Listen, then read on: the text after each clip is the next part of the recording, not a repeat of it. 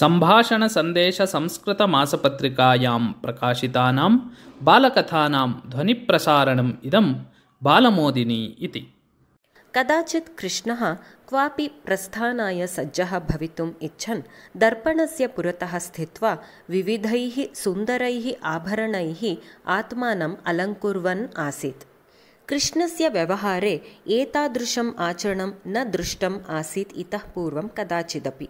अतः आश्चर्यम् अनुभवन् तदीयः सारथिः दारुकः तम् अपृच्छत्, आर्य, अद्य कुत्र गम्यते भवता? किमर्थम् एवं बाह्यालङ्कारे विशेष आस्था दर्श्यते अद्य?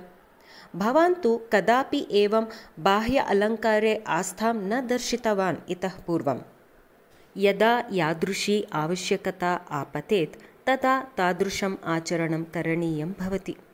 कृष्णः मन्दहासं प्रकटयन् किरीटादिधारणे मग्नः सन् एव अवदत्, इदानीं तादृशी आवश्यकता का आपतिता? अद्य कं द्रष्टुं गम्यते भवता? दारुकः अपृच्छत्।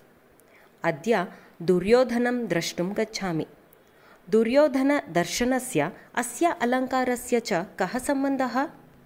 ये मम अन्तरङ्गवैशिष्ट्यं पश्यन्ति तेषां पुरतः अहं सरलवेषेण एव तिष्ठामि।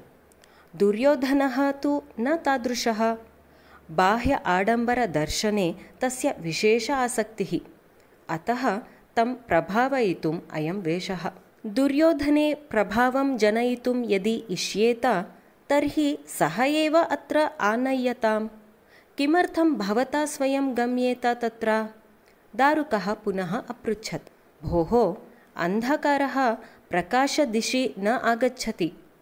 प्रकाशः एव स्वयम् अन्धकारदिशि गच्छेत्। प्रकाशस्य धर्मः एषः इति हसन् अवदत् कृष्णः।